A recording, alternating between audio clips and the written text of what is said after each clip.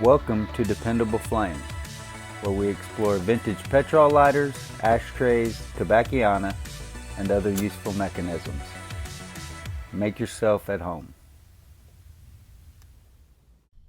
Today we have a vintage Vernon lighter advertising John G.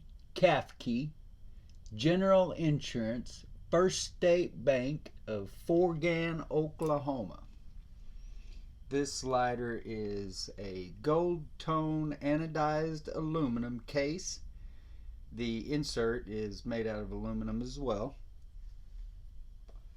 Very cool old piece of advertising. And the second of these Vernon lighters that I have owned. The first one was a silver tone model. We will talk a little bit more about that later in the video. I was very glad to find this one in a flea market in eastern Oklahoma County this past Friday morning.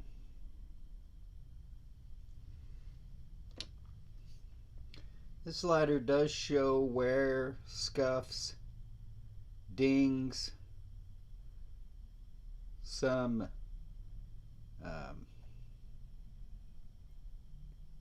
finish loss or wear to the finish there, especially you can see along the border here. See it a little bit better there. Overall though, it presents as a very nice lighter. Very cool. You can see where it says Vernon lighter, Newton, Iowa, made in USA. The previous one that I had was for Imkin Realty. It had a phone number. I don't remember if there was a state on it. There was not a state.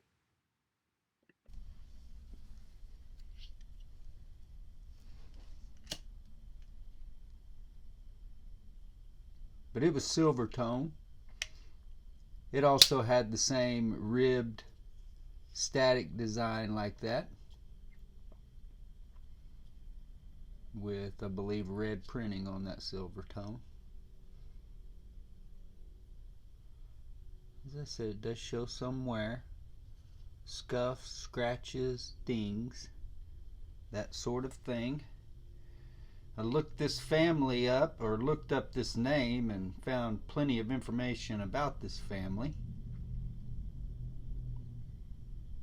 up in the panhandle of Oklahoma. All the way up here in Beaver County, the first county in the Oklahoma panhandle. And some of the articles that I read said the family had come from Woodward, and his brother was the president of the First State Bank of Beaver back in the middle part of the last century. If this lighter looks familiar to you, it's probably because you have seen plenty of Storm King and Park Industries lighters, and I believe that this lighter was produced by Park Industries. See, the insert is not only made out of aluminum, but is also gold tone. That's pretty cool. The flint spring is plastic, or the flint spring screw is plastic, and the color has bled a little bit into the felt pad. That is not uncommon. Very, very common. Still has the original wick. And I did do a little bit of maintenance as the flint spring, or the flint tube, was obstructed and needed to be cleared when I got it. We were able to get that cleared without too much of an effort. Took a few minutes, not too bad. And did a little pull and snip on the wick to get the contaminated part off. Overall though, a very nice lighter, especially for the price I was able to get it for. there in that little antique mall or antique store, flea market, whatever you call it.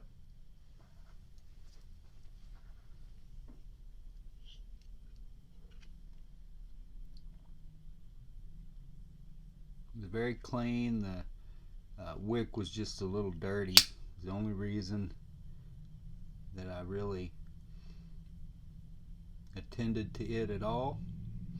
There is another lighter called a Vernon lighter, which is a very old automatic lighter, I believe, or semi-automatic, similar to the Huawei, the Imperators, those kind of lighters.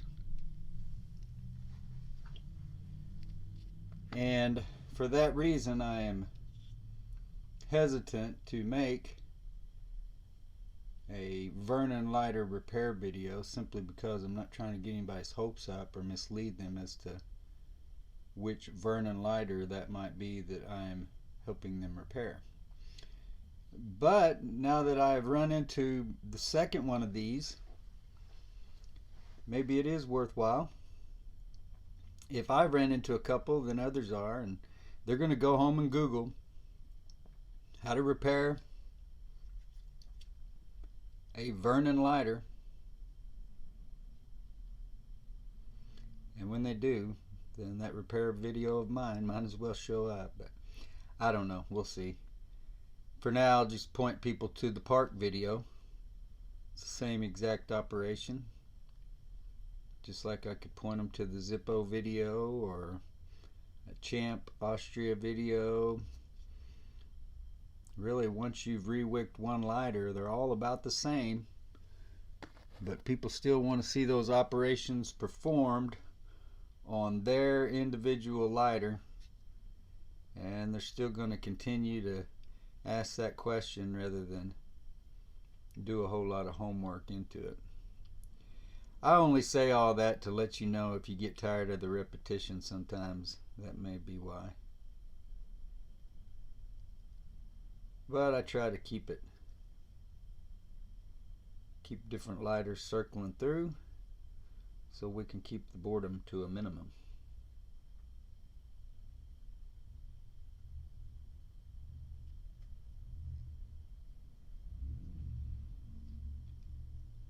I don't recall that I have ever been in Forgan, Oklahoma. Perhaps I will have the opportunity. When I drove to Anacortes, Washington a couple of years ago, I did not go through the Panhandle. Neither did I on any of the other trips that I made in the direction of Colorado in the years around that time. But I was always told that there were some things up there that would be interesting to see if I did go about that way. Wikimedia Commons said otherwise, as this was the only photo available under Forgan, Oklahoma, and it looks an awful lot like all the other farmland that I ever drove past in this state. But nonetheless, I'm sure it's a beautiful place to live.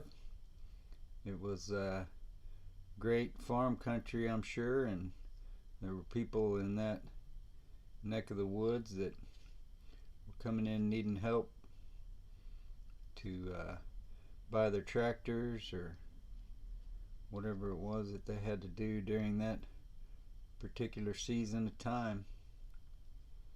And it seemed as though the CAFKY name, anyway, was well respected from what I could dig up there in a Google search.